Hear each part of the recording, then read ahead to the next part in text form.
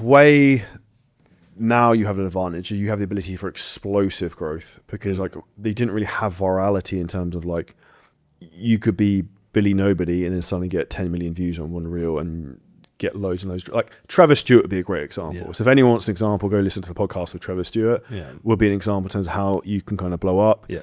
And the secret to content and everything in business, if you find something that work, just keep fucking doing the thing.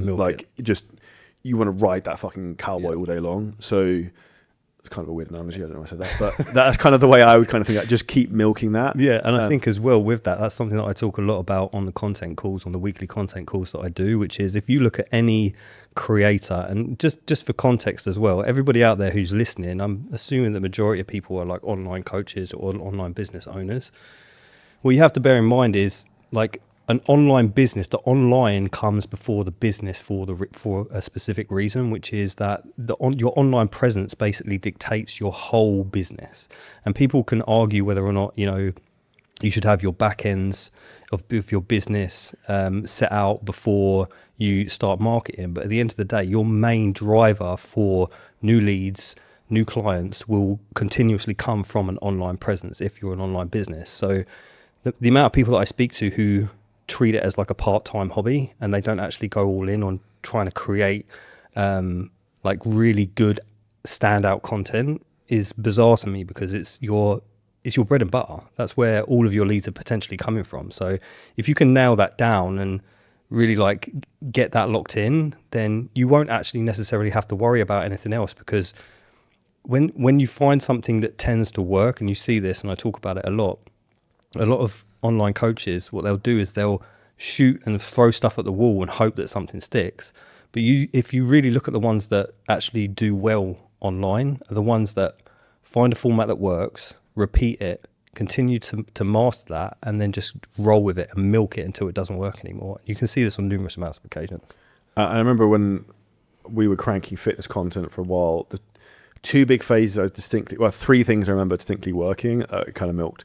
One was like we used to make videos with like muscle pop graphics. Yep. That did really well for a while. Yep. Number 2 was workout carousels. Yep. Number 3 was in start 2022. I used to do a lot of like right and wrong training videos. Mm-hmm. They get hundreds of thousands of views on Reels. They rip. Yeah. And this is where like, and then what did I do? All I'd make was fucking right and wrong videos. Yeah, exactly. And I'd get the exact same one and just remake it again. Yeah, I mean, if it goes just to say, if something's working, just keep doing it. If it's not broke, don't fix it. And especially in regards to that. And I remember like when you first came to me and you showed me an idea. We were training. I specifically remember we were training in a gym, King's Gym in Croydon, and you got out your phone and you showed me a video. I can't remember the guy's name. It's like Labubu or something like that. He's like a coloured guy, a fitness influencer, and he was the first one that I'd ever seen that had done some form of like muscle pop video. And you show it to me and he was like, look, this is sick. Can you do this? And at the time I was thinking, how the fuck am I going to do that? I don't know how I'm going to create that. I don't even know how he's done it. And then vividly, with all transparency, I took a modafinil and sat in front of the computer for 10 hours and just literally just cranked out and made my version of what was a muscle pop, which in my opinion was 10 times better than the original, and gave it to you. You posted it. I think that the one where we was doing like a lat pull down or something, got a ridiculous amount of traction, and off the back of that you were just constantly on my case like, can you make more of these, can you make more of these, which is like a blessing and a curse, I guess, at the same time.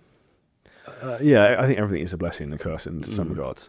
Now, if you enjoyed this clip and you're a coach, creator, or a business owner and you want help in terms of how to scale your business using ads, AI, content, marketing, a lot of things we talk about on the show, then hit the link at the top line of our description in the YouTube video. You can book on a call with us and we'll walk through the whole process, audit your business, and show you where there's huge opportunities for you to scale.